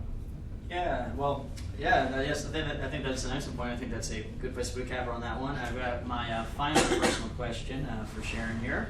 And it sort of ties back into a bit of some of the legislative stuff I guess we were just talking about petitions and trying to create action and whatnot. But so most of us probably in this room that can agree that, you know, SOPA-like legislation pushed by our very own Lamar Smith here isn't really in the public's interest. But are the public educated enough on these issues to hold politicians accountable? If not, how can we go about creating a citizenry, including our politicians, that can evaluate the impact and quality of technology legislation? Where does simply knowing how technologies work fit in the notion of digital literacy? It's something I think about a lot. And I think that the popular but a little bit of elite response to SOPA and PIPA was a real contrast to what happened with net neutrality a year ago. In terms of fighting back against SOPA, lots of people, but it was mostly the technorati, responded to that threat and mobilized, and it was and a lot of the guys in Silicon Valley mobilized against it as well. And SOPA and PIPA went away, at least for a little while. Net neutrality, much broader. Why? Because the whole idea that you could pay more, you would be charged more for certain kinds of service is something everybody could relate to. And the fact that this company that you already dislike, because nobody likes their ISP, that this company you already dislike could not only just get more money, but also have more opportunity to choose what's available to you. You know, especially in the wake of some high-profile cases in which some company fails to reach an agreement for some popular content, and it's removed from your ability to watch it, and that gets people mad. There was an easy target, is what I'm saying, and it was able, and the whole idea of net neutrality was translated in a way that was very accessible, and it meant something very, you know, visceral to people. I think that frankly, it might be a little jaundiced, but I think that has a lot to do with how it's incumbent on folks to really make it very clear how you're affected by a particular legislative action or would-be action. I know from meeting with folks in Washington, and John really alluded to this, they disregard that those hundreds of thousands of petitions that are basically robot petitions. The one that you take a little more time to write, that's a little different, that doesn't have the same template from some sponsoring organization, they actually read this. They look at this. What happened with this in particular was that the FCC had a call for comments, and they were getting hit with tons of comments. And so I was working with an advocacy group at the time, and we had a bunch of people who gave us comments, and we found a way to like bulk submit those to FCC. But they were all different. They weren't canned comments. So you had just a ton of comments coming in. It's the only time I've ever comments. really commented on. I did too. It's the first time even you like could comment on something. Yeah. I mean, not a Facebook post, but an actual Yeah, a written Or- submission. yeah. I think I called them, and I think I talked to somebody and was like, "Here's how I feel about Incredible. it." That's good. Yeah. I don't. It's Hmm. in one ear out the other one. Well, because I think there were so many elements about the issue that made it more accessible, but that's kind of a challenge too. Why wasn't SOPA or PIPA made why wasn't it a little bit more accessible? Well, actually, Different sort ways of in. to drive the moderation on this just a little bit, because I'm actually very much intrigued by your personal relating statement. It actually kind of reminds me of the segment John Oliver did on the NSA and Edward Snowden. They have your dick pics, you know, like make people care about it. And so I guess going on that I track, think that's what turned me over. Yeah. Yeah. Gotta comment on this now. But I guess going off this idea of you have to get people personally care. So let's take another big piece of legislation that's coming up that involves a lot of digital issues, the TPP. How do we get people to care about the TPP? Get John Oliver to do a segment. Other than that, what can we do talking to our friends to get them to care about abstract trade Well, legislation? stop using acronyms. So that's sometimes helpful. Yeah. I think so. It's To that point, specific and I want to version. kind of I want to ask another question, which is like first it was SOPA, and then it was PIPA. What's the next thing? Like Well, if it's not and then it was TPP, net it's going to be neutrality. something else. But actually, there was another issue that a lot of people in my field looked at that preceded that, and that was, believe it or not, broadcast ownership. And the whole idea of one corporate giant buying out another corporate giant, or raising the limits of how many stations a particular company is allowed to own. They're called owned and operated O&Os. How many? And that actually brought a lot of people out, too. People could relate to bigness. And I think that's Actually, the part of Comcast part of Time TPP. Warner thing was So interesting. TPP, People that were is so pissed big off that at it Comcast. encompasses so much. Gotcha. People were so pissed off at Comcast that they, no holds barred, man. They were ready to sign anything, and they killed the deal. But so Comcast bought NBC Universal, right? A long Which time ago. owns a bunch of other things. Like I just started seeing their But Comcast they did just on the buy other Time side. Warner. Comcast? No, Yes. no, Comcast didn't get Time Warner. Somebody else got it, I think. No, they bought it. It wasn't Comcast. Yeah. New York. But bigness So matters. there's But one, it's anyway. there's one company. But it's more than just bigness. It's like a fraction of the marketplace, right? That illustrates my point. Like if TPP becomes unpopular, they'll just call it something else and make it boring and make it so that people don't care about it and won't pay attention to it. And that's why I feel like with SOPA and PIPA, like I called, I was like really pissed off about it. But then like a couple of weeks later, they're like, oh, they're back at it again. It's called this, and like not as many people were. Like I have this. Oh yeah, but very, net neutrality is coming Malone's back company. again soon Malone's too. company. Yeah. There's gonna be another attack on that too. And maybe that's pessimistic of me, and like I just don't have faith in people to care about it. But I think it's more than that. It's that I know if there is a monetary incentive for these companies to like push it through, they're gonna find a way to do it. It might not be the same name. It'll be like a different animal, but I don't know. It's so hard to like pay attention to that. Like I want to pay attention to it. It was Malone's company. Yeah. Comcast abandoned it. Yeah, not Comcast, it was the other company. Yeah, it was other guys, yeah. Just bought Time Warner. So do we like Comcast, or we Which still? is a little more under the radar. Well, a lot of people don't like Comcast because they have crappy customer service. They do. It's gotten a little better. The customer service, but only a little better. Their stores are real nice if you ever go. They take your number, they put you down on a nice couch, let you sit for a while. It's very nice. So on the TPP Really worked thing, out. I think the problem there is I couldn't tell you why I should be against the TPP. I have a sense that I probably should be against it, but somebody Oh, tell me you what's and me wrong need with to the talk at TPP? some Yeah. point. No, tell me. I know. I'm Corey saying, has pages and pages on what's wrong with the This TPP. is the I problem with wouldn't the know either, TPP, yeah. though, because people are just sort of obscure on why they should oppose it. But And this they kind just of go, underscores the Yeah, point, pages Yeah. doesn't does it? not help. Yeah. That it is just an acronym at this point, and it is just something big, and that the specifics of the argument are a little elusive. And actually, bigness itself isn't the thing. It's the market share that's the thing, right? Yeah. It's like, is there going to be? We still fundamentally do hate monarchies. Yeah. The terms of the TPP are secret. Mm. That's why Period, you don't know end of what story. they are. You're not meant to know what they are. Yeah, exactly. Exactly. Well, yes, I agree. That's number one problem right there. But and Corey's opposition to the TPP is based on sort of what's supposed to happen with intellectual property. IP basically. Yeah. That's the big How one do for we- all. How do we actually know? I was just gonna say. If it is secret, it's how do a we secret, know? how do- yeah. We have leaks from Leaks. people who have seen parts of it, basically. But I mean, I didn't even know that it was secret. So Oh yeah, no. that's Even a bit- even congressmen can only see it under top security clearance and special conditions, and can't talk about what they saw. That's how ridiculous it is. And the thing is, there may be like, I just for a second to not be cynical about the powers that be.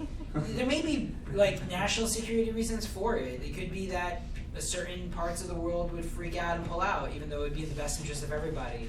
But it's that those decisions are being made by, no matter what, secrecy is always going to scare people away more than transparency will. And I think that is that. I mean, if our politicians, which probably don't want to hone in on it all that much, actually, and the ones that do want to be able to retract their statements later. But if actually there was a movement based on the secrecy, the lack of transparency, and the potential dangers that we can't see, that could be resonant with people in the same way that dick pics were, because that is something you don't want other people to see really badly, and that they might scares you. That is something you really need to see, and that you can't might scare you too. I think there's a piece there, but it is about reducing it to something that really means something to people. At the end of the day, we've actually resurfaced a lot of common themes that are not specific to the digital world. About the appropriate use of a tool. Like, is this tool relevant to you? About relevancy. We've resurfaced a lot of common themes that matter whether it's digital or not. Yeah, I kept thinking this digital literacy is not really a digital problem. No, right. It's a way we think problem.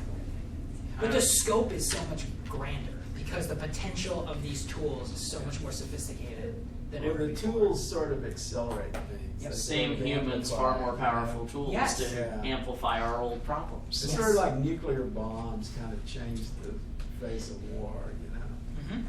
And actually, That's this a really nice place to end it. Well, I did have sort of a final open question for all of you we could potentially circle back to there, and it is sort of about tools and creativity.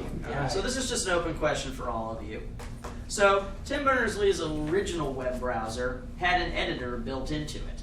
He envisioned the web as a place that challenged its users to utilize the creative space of HTML and CSS to manipulate content at a similar rate of consumption, to be creators, not just consumers. Apple and Google's new chat clients recently updated to allow you to choose your font size in certain situations. People celebrate, but there was no technical limitation in the way of this, and the pen and paper, let alone spoken word, have been available for ages. The companies may contend that they're putting usability first for the sake of the masses, but these priorities are limiting creative demand and opportunity. Part of EFF Austin's mission is to promote the right of all citizens to communicate and share information without unreasonable constraint. What are practical steps that a consumer can take to lessen constraint on expression? Or what actions can web sharing companies make to provide more creative and critical user output? Wow. It's a great question. I wish I had an answer. Why is it framed in terms of companies? So that was your last sentence? What? Well, it was the sentence was what can both consumers and the companies do? Well, the word consumer is kind of an interesting one there too, because we usually think of consumers as being passive. You're a passive consumer. I know David Eisenberg uses the word prosumer, kind of the, what is it called? VRM, vendor relationship management. The idea there being that you get more of a symmetry between the vendor and the consumer, so that, and sometimes the consumer is the producer or the vendor or whatever, and if we start thinking less about big companies up here sort of like deities, and the rest of us down here sort of like receiving whatever it is we're receiving from these companies. There's another vector in there that there was a moment when the FCC changed everything on its website that referred to citizens to the word consumer. Yeah. The word citizen used to be there. It used to be there. Now, if you go to it, it's just full of consumer. And I think it's really emblematic of kind of the overtaking of our life in this country, of a kind of hyper marketing and hyper consumption ethos. A lot of people who visit the United States from other countries remark on that. And then when you go to other countries, you see it's a little bit different. It's not quite as hyped up. So I think there's another vector in there that isn't exactly companies, isn't exactly just lone individuals, but it's also what we as a society, choose to kind of enact, or how we decide to, what language we decide to use, and getting back to values again, the kinds of values we want to build into interactions, whether it's in courseware or in It's a deeply social problem. Yeah. I think you're right. I mean, and it's hard to say even where to begin, because certainly I could say things like design features that promote production are there could be in our tools we have Mozilla has a teaching tool called Thimble, another one called Exergoggles, whatever, and in anything that a student creates with HTML or CSS, JavaScript in our tools, that final creation has a remix button, so any other person can then go and remix what they created. So you can imagine a platform that's highly remixable. You can talk about interoperability and the importance of interoperable specifications that allow platforms to exchange data. So you could take your stuff from here and put it over there if you want. Lots of design features you could build into the technology. But then you look at past examples of that in practice, like take MySpace versus Facebook, right? So MySpace was highly customizable. Everyone had like all these skins and stuff. Oh, yeah. And people ran away from that, right? As soon as someone was presented with like a really clean, basic, Facebook flourished against MySpace. And I mean, there's lots of factors behind that. And reintroducing MySpace, it might dominate over Facebook again. And Tumblr does really well and has a lot of customization. I'll tell you about Tumblr, yeah. But it's not like, I don't even know if it's the features or the incentive. If we're as a society not motivated to decentralize, to produce, if we're not motivated to do those things, then no feature set is going to all of a sudden motivate us to do that, right? The feature sets exist. It was a digital illiteracy that you got the skin on, but you couldn't take it off. And so it would take 2-3 minutes because there's 15,000 layers of stuff that had to load. But yeah, digital literacy would have helped. Yeah, and and that is like, and then somebody would say like, oh, that was a bad UI UX decision. Like they gotta figure out a way to scaffold the user experience into what. And that's all true, and I think we can design for that stuff. But at the end of the day, that digital illiteracy that you're alluding to was coupled with a degree of laziness and a busyness that we all experience. Like, do you really have time to figure out for 5 minutes how to change your skin? Like, I mean, your theme. Another thing is that some people, there's people who probably don't care that much about expression in a big way. And it's sort of like, I mean, in the world of online communities, which I've been a part of quite a bit, we accept that you've got a small number of people who do all the talking. And then there's a whole bunch of people who are just lurkers, who are just kind of watching the conversation. Yeah, I'm Reddit lurker. I don't really talk. Oh, So I think it's like good to think about how to create opportunities for the people who want to give expression, but I think we have to accept that a lot of people are not going to leverage those opportunities. I mean, I think I was thinking of the customization versus not the MySpace versus Facebook. I think like typically people who own iPhones don't care. They want the Facebook experience. They want it to just be that way. Yeah. Typically people who have Androids may also want it that way, but they have the option for customization. And I put myself in that category. Like, I have a Nexus phone, and like it's completely stock, but I love the idea that I could customize it if I want. So I don't know. I mean, and communities where you can lurk as opposed to just participating, but having the option to comment if you want. If you ever want to comment on Reddit, like you have the opportunity to get downvoted into oblivion. For but you know, and I think that is important, and I think it's important for us to, as a society and as digital citizens, to demand the option, right? Like, Right. I like the idea of the open development community. I'm not a part of it, but I like that exists because it means that we have a say in what happens. Yeah, that's all I got. And I think that is a really, I just want to say that that's a really important, beautiful sentiment. I think part of what made this country great from the beginning, or made it, I don't know. I don't want to say made America great again. But it's that, you know, I think although not all of us have always exercised our rights and we value and cherish that idea of freedom. And somehow in these like devices we've lost that sight of what that means, I think, at some level. Or maybe it's just a reflection of the rest of society. I don't know, good question. Well, awesome, guys. That was something back and forth. I think I'm going to lead to our final wrap up here because we're definitely running a little long, but you guys have so much great stuff to say, and that's why. But final thing I'm going to do with each of you, and this was originally going to be, I was going to ask for 2 or 3 examples, but I'm going to keep it to just 1. So I'm going to go through each of you one by one. I'm going to ask you basically, if we had the power to instantly upload one key concept or fact to every human being regarding digital technology use, what would it be? So I'll start with you, Robert. Oh man, that's okay. Just one, not one word, one concept. One concept or fact, or you know, what's missing from the popular conversation. You know, the question's broad, but the one key concept or fact you wish everyone could know. Oh man. If you had to choose. Yeah, I mean that the sky's Like the if limit. you're on a desert Yeah, island, that's what. I think the concept would be that the sky's the limit. That there's always a way to do better, to try more. Right. That it doesn't just end here. You know, to make that. I mean, I think some of the boundaries appear really opaque to people, and if I could just help them see that there is actually more behind it. Even if they chose not to take that route, just to know that it's there. Letting them know there's something inside that black box, as it were. Yeah, that's not just a bunch of buttons. I guess that would be my one. Oh, that's awesome. What about you, John? I'm a broken record. Critical thinking, how to think critically. Does that just involve teaching people the basics of logic, or is it broader than that? Well, and maybe sort of encouraging a healthy skepticism. I mean, you know, just what are the questions you should ask? How should you approach a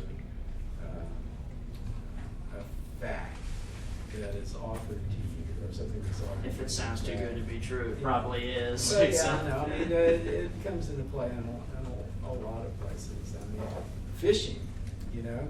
It amazes me sometimes that some people are taken in by these phishing messages, but it's because they didn't really kind of think critically about what they were seeing in front of them. No.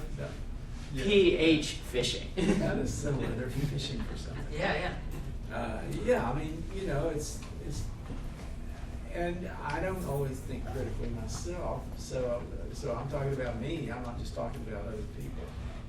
I think we could all, you know, we could all use some guidance there. I would. So the benefit of going third here is that I can kind of build on your answers. Both great points, and I would add to that just like effective Google searching. Like really, that is kind of important. Here, let me Google that for you. Yeah, let me Google that for you, and then also, this sounds like bullshit. Maybe I should like explore Google and find, you know, like that's a skill that is definitely important. Just don't taking the information, the digital information we receive at face value, Exactly, knowing yeah. how to analyze it. Yes. Well, on top of these, I guess I would step outside of the technology and talk more about equity. my sociological perspective on technology and a lot of these issues is that we need to think more comprehensively about why we're even concerned about technology. And from my standpoint, that has everything to do with equity, structural equity. All excellent answers, guys. First of all, originally we were going to turn over to the audience, but we are running quite late. Oh man. We have we could maybe have them talk 5 to 10 minutes if you all have some How about really somebody who big hasn't questions. said If you anything want yet? something to our Somebody who hasn't panelists said real anything quick. yet. We have a little time for a That few guy. questions. That guy didn't say anything yet. He hasn't said anything yet. Yeah. Okay, so I was wondering, you touched on it a little bit, but about the role of like tech companies and this whole world of like digital literacy, and like what should we do basically when they appear to like kind of go against or circumvent the overall goal of like properly spreading information? When you have like Facebook who's tweaking their algorithms where it's more about your friends than about like news, and like, you know, the whole thing with basic internet where they were more biased towards certain sites. Do we try to change the companies themselves, or do we abandon them and make our own? I've Yes, got an and. answer to that. I don't think the problem is or the solution is to try to get Facebook to do anything differently. I think the solution is to understand that Facebook is a business that depends on offering you an experience that they think you're going to be responsive to. And that's what their algorithm is all about. What they're trying to do is keep you engaged and keep you from getting bored and keep you running along. So And jump ship. you just got to understand that, or jump ship. Jump yeah. ship. I think someone said recently, it was like, oh, well, what these 24-hour news channels are kind of like providing or like showing us, like they're doing this to us. And I can't remember who it was that was like, no, they're giving you what you're asking for. Like we as a society are asking for. They follow the ratings. You know, yeah, exactly. Like that's, and the same thing is true for these companies, these big corporations.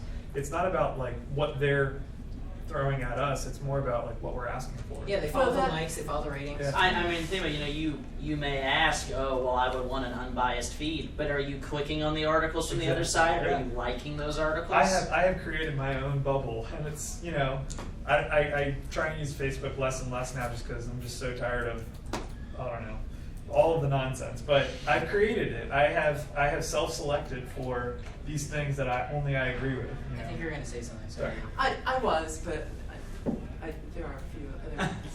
Yeah, well, this leads right into my question, because John touched on about how 15 years ago the web started being taken over by marketers. And now we have reached a point where it is all content-based. Journalism is clickbait, and consumers are there to be consuming for entertainment. I read this great Medium post by a guy named Jeremy Kuhn. It was called Habits of Highly Mathematical People. It's a great post, but he had this out of context quote that I found irresistible, and he said, people who read the news for entertainment or just to be part of a political tribe, for them the truth is irrelevant. And that is what is going on for a lot of people in the political situation. So why does digital literacy matter if everything is entertainment? But I mean, so has Hillary Clinton. I mean, Well, everyone's okay, lying to okay. us. He's an extremist. I'm not willing to pronounce Trump personally. I'm publicly happy to Some say that. people lie But better everyone's a than liar, others. and some are better than others. But he has revealed that there's a tribe that is willing to follow the biggest, boldest, most ridiculous lies. Yeah. Well, I mean, we might hope to assume that digital literacy could be an antidote to this. If somehow we could create, and this would be really hard to do. How do we market digital literacy so that people really want to eat it up? It's like, man, I really want to be more literate today. I don't want to just sit there and talk about Well, we how don't great I frame think it that Donald way. Trump is. But I mean, we know, researchers, psychologists, sociologists have researched why people engage certain kinds of media. They've done this for decades. And entertainment is a really strong drive or need, as they often put it, So is understanding who you are, your personal identity, with reference to this broader environment. That turns out to be an important social need as well. And another one is what a lot of that crowd calls surveying the environment, understanding news so that you do feel some control of the world around you, and in the sense that knowledge at least conveys some of that power. Now, maybe I don't see anything wrong with entertainment, frankly. It's overdoing, perhaps, the entertainment. All of us want entertainment. We all do. Moderation We love is to, key. yeah, we love to play, you know, and there's some resuscitation and joy in entertainment. It's just when it overtakes everything that we need to find different mechanisms to engage other kinds of content. And I guess just jumping on that, I say, like, you know, you can blend education with entertainment and humor. Like, actually, I'm not kidding. I think one of the best things on the internet teaching people to be wary of clickbait as journalism is the Onion's brilliant spinoff Clickhole. It's brilliant. Yeah. And I think it's teaching people to see what bullshit that all is. Yeah. So you can use clickbait to fight clickbait, you know? I will say You that can Clickhole weaponize it. did expand my consciousness a little bit. Just a little bit. I can expand my consciousness. Oh, absolutely. Yeah. Yeah. Can we get one from a woman in the audience? I just haven't heard any ladies' voices. Sorry to be Amen. All right. Oh no, you're right. Diversity is very I have a important. comment. It's like, as I hear this, I wonder if people are it seems like, well, people want to be passive. They're ignorant and not literate, or illiterate, which is the word I hate. But anyway, but I'm thinking maybe they're doing what's in their best interest. Maybe people, I wish we didn't even call it digital literacy, that we just call it literacy and got it over with. Yes. Yeah. Maybe, you know, maybe people have always been more readers than writers. So when we get into this issue of civic engagement or participation, there are levels to it, and when you get from civic awareness to civic engagement to civic participation, your risk factor increases. Those people in Black Lives Matter have a risk factor out there, right? So isn't it in your own best interest to just burrow down and watch, well, I think we should watch Gilliam's Brazil movie again, but isn't it just in your own best interest to do that? So the fact that we think they're ignorant or not digitally, maybe they are, and they're smart enough to know that that they don't have the capacity for risk that some people in my position with a job and an income have, right? So I think if we work in other countries, we ask them, we send them, we try to help people with digital divide, and we don't listen to them. Not really. I love that, and one of the things that blew me away was about a year ago.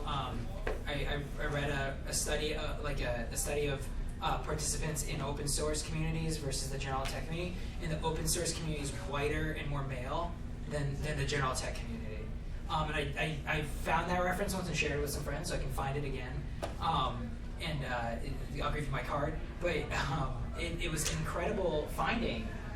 But it made sense because when you're, just using race and gender as a proxy for socioeconomic status, when your ideas, when you're well off and your ideas are less valuable to you because you're already, well resourced, then it's easy to share ideas, right? If your parents are privileged, if you're privileged, then it's easy to share your ideas because you've got the money to back you up. If those, but when your idea is the difference between life and death potentially, right? If your idea is your livelihood and it's the only one you got, you can't just give that away. You got to cherish that thing. And so I have found in my work, people who are less privileged are less likely to engage in open source activities because they need their ideas. And I think it speaks a lot to what you're saying. That it's easier to hunker down and protect yourself. You made me I thought of something entirely different. I watched a movie called Medium Cool last night, which was made in '68 by Haskell Wexler, who was a cinematographer, but he directed this film, and he was influenced by Marshall McLuhan. And what the movie is about, it was shot during the Democratic convention with all the protests and the crazy stuff going on. And the characters were sort of like walking through that. And one of the characters is a cameraman, a news photographer.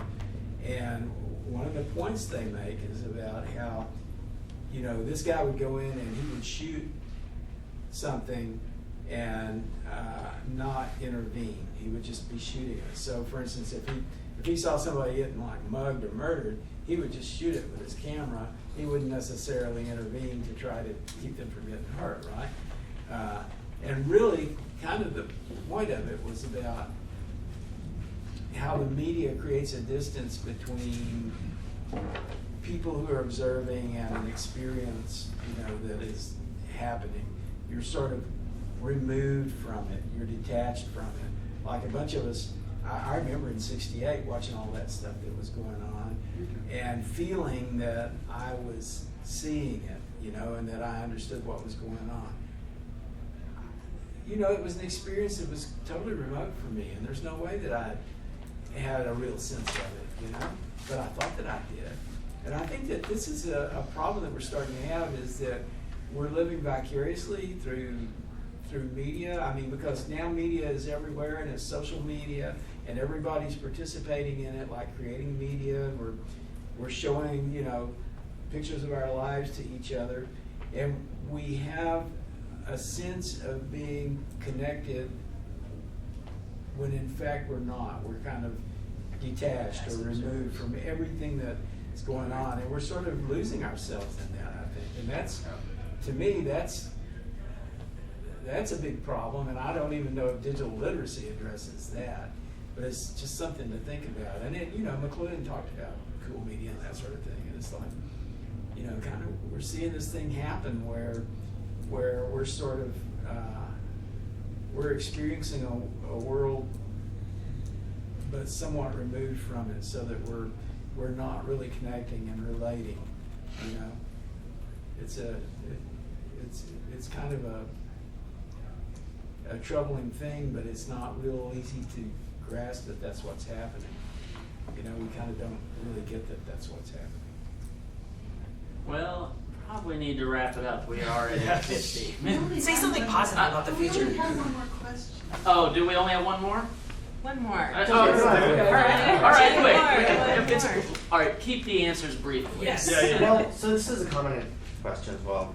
I think that, circling back to politics and SOPA and PIPA especially, I don't think necessarily that SOPA and PIPA are these evil legislators are bringing it up because they hate the internet and they hate literacy and freedom. I think it's more that they are, if we're talking about, you know, digital literacy, look at test case number 1. I mean, a lot of these guys, hey, let's take Hillary Clinton and Trump, for example. Clinton has said that she doesn't know how to use a computer for her email. She knows how to send it from her phone. But that's not digital literacy, right? Digital literacy is knowing how to figure out how to use it on a computer and stuff like that. Trump said recently he just doesn't trust it. He doesn't like email. So a lot of these legislators, I think, it's not that they don't like digital literacy. They don't, you know, that they don't like an open internet. They just don't know what it is, and they don't get it. You know, and so when you have all these lobbyists that have a ton of money and they say, this is what it is and this will help, they support that. And so I think that part of our mission should be looking at, okay, it's important that everyone has digital literacy. These are the first people that should, because that trickles down to everyone else. So I guess my question would be, if we're talking about really just a basic understanding of the internet, what are some quick ways to teach that to people that really should know it, as even just as a theoretical issue? Or should it just be like, sit down and just figure out how to, for me, my frame of mind is, if I have a question, by the time I even finish thinking the question, I've already Googled it. And so is it just telling them every time you have a question, Google it first? Or is it saying, read this book about it? There's a lot of activities and a lot of less. I mean, there's a lot of. I'm actually want to end on a positive note, so I'm going to try. Yes, let's get that. I think there's a lot of initiatives out there that are trying to do that, whether it's for young people or adults. There's Hour of Code, which is blown up and is all over the world. There's really even just, hey, can we just do an hour of technical stuff with kids? There's a lot of movements. Mozilla has a suite of tools that quickly teach people about how websites are built. X-ray goggles, if you've never seen it before, is great. You click on two things and you see the code behind a website and you get to modify it. It's a really cool tool. So there's a lot of tools out there, and I think there's an opportunity to hold our leaders accountable and vote for people who you think represent the digital literacy you're looking for. And I think if knowing how to use email, I agree, that whole email thing has been crazy. So let's vote for people who know how to use email. Well, when I was by emailing in our vote. We've got an open source political party. Try to be positive. There's an open source political party that hasn't really done anything much yet, and I'm kind of part of that. But kind of the idea there is, let's elect some geeks. Let's get people to run for office who are digitally literate and who really completely understand technology. People who are engineers. But they make terrible politicians. Well, I think that's viable though. But here's another one. Another one is to tie some technological issue to something nobody can be against. For example, these main libraries I was talking about. Yes. There's a senator up there who got really behind the homework gap. The whole idea that there's a lot of kids, because it's a poor state, that now are in an educational system that expects them to file their homework online, get their homework online, and they don't have internet connectivity at home. So there's a big movement to ensure that through a variety of mechanisms that kids can have some kind of internet connectivity at home. Who could be against that? Everybody's against that. But they don't necessarily have But they may not have a data plan. And there's limited smartphone. You can't write a 40-page essay on a smartphone. Oh, yes, you can. Okay, you can. Right, so. The figures may fall off. But it's a little you see my challenging, point. yeah. You tie it because for precisely the reason that the internet is so embedded in all of our activities, there's always going to be some way to, I think, translate it, to keep it on the up note. Yeah, and I think, some of those programs exist, like a lot of ISPs, the devils they may be sometimes, do offer low-cost internet connectivity options. People just don't know about it. So oftentimes those kinds of campaigns and initiatives reveal low-price options that the public wasn't aware of. And we saw some of that happen in Chicago where for years there had been a low-cost option that Comcast was offering, and it just came out of the woodwork a year ago. I came from Chicago, and people were all of a sudden talking about it, and I heard about it more and more and more. And I think it was because of a lot of attention that was drawn on digital connectivity in the city. It was this initiative that brought it out, but I won't say much more. I think you seem enthusiastically wanting to Yeah, I do. So I just to piggyback off of that, and by the way, my name is Bianca. I'm Yes, a it better be. fellow with Austin Freenet. So, in this whole idea of content and building something that meets people's right now needs and meets their needs for creativity. So, thinking about just even Comcast, it just came out with the Internet Essentials program. They're collecting big data. People need to know like how that information is being used, if it's being used predatory. Like people need to know if they're learning everything on Google, and God forbid we switch to Bing, or they're going from automatic to stiction. Like people don't have that knowledge, so just struggling to find out what is the base when the spectrum is wide, but also temporally things are changing very quickly. Yeah. I don't know if that was a question or a comment. It's a good comment. I mean, I think you sort of did it on one of the biggest problems is it all changes so fast. You know, it's hard for people who already know to keep up. You know, it really is. No kidding.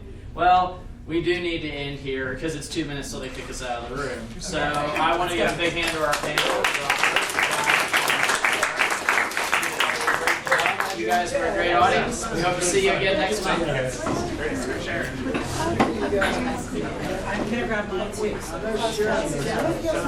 You know, my parents, so I think the difference in digital literacy, to me, is it's not learning a sentence and learning all the words in it. It's reading a sentence, reading the sentence, and knowing that even if you don't know the words, you'll figure it out. So for instance, my parents, I think, are an example of where they know how to do it. There were so many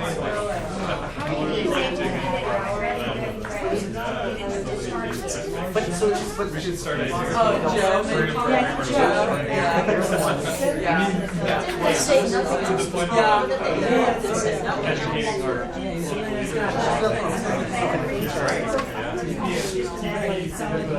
those happen because Yeah, we do those. somebody We have. the little edge, they're like,